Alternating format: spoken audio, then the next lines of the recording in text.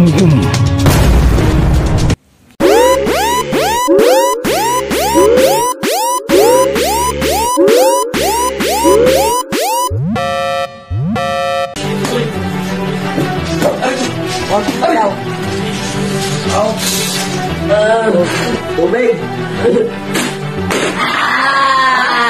Naman itong tubig!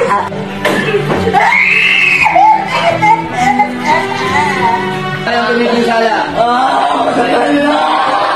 Matagal na! Ako galit! Ako galit ako! Aray ko! Sino po na ulit? Ano ba? Sumagot ka! Isang mapagpalang umaga sa lahat mga lods. Nandito tayo sa ating kwarto o altar na bahay dalanginan. So merong isang matandang dignum dito na matagal ko nang tinatago.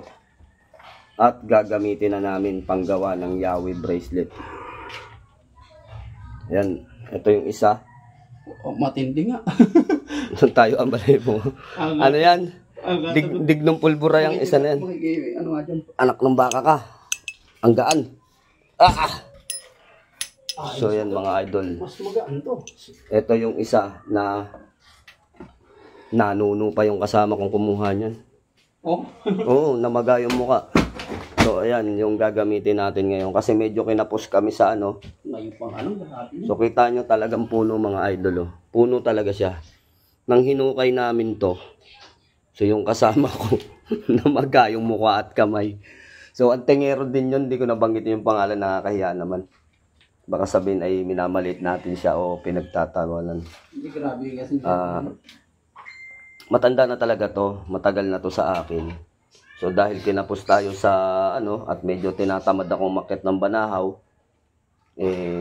yan o, dignum pulbura o. Napakaganda. Tagal na yan. Nakakakilabot. Iyan tol sa ano yan, sa kabila ng Banahaw, sa ano? Ito? Galilea. Galilea? Oo, sa Galilea ko nahukay yan.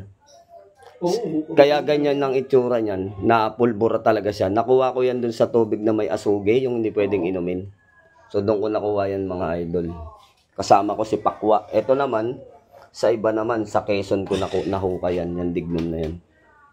Matandang panahon na talaga ang ano yan. So papagawa natin mga bracelet, medallion na pang ano. So yung mga pulbura nito tol, ihiwalay mo. Oo. Yung pulbos, no? Oh, yung pulbos. Napakabisa ng bracelet nito.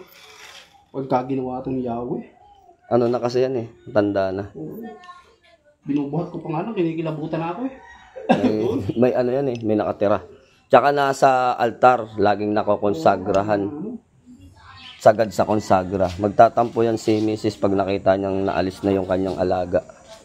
Ayaw niya ipagalaw sa akin yan Marami naman ang makikinabang. Oo, marami naman makikinabang. So, okay na, napakinabangan ng iba. Ayan mga lods. So, ayun, lagay muna natin dito sa ating pagawaan at mamaya tatastasin na. Ito pa yung isang historical Yan. Ito, hindi ko pa napapagalaw mga idol. Ito ay kaputol ng krus ng Nazareno. No, kasi kaya siya tinanggal dahil ni-repair yung krus ng Nazareno. So ito, pinutol yan. Ayan yung pagkakaputol sa krus ng Nazareno. Siyempre, hiningi ko dahil iyan ay ginagamit sa parada. Ano? So, makasaysayan talaga. At yan ang ating gagamitin na panggawa ng ating mga materyales pang espiritual. So yun, mapagpalang umaga sa lahat mga idol. God bless you more.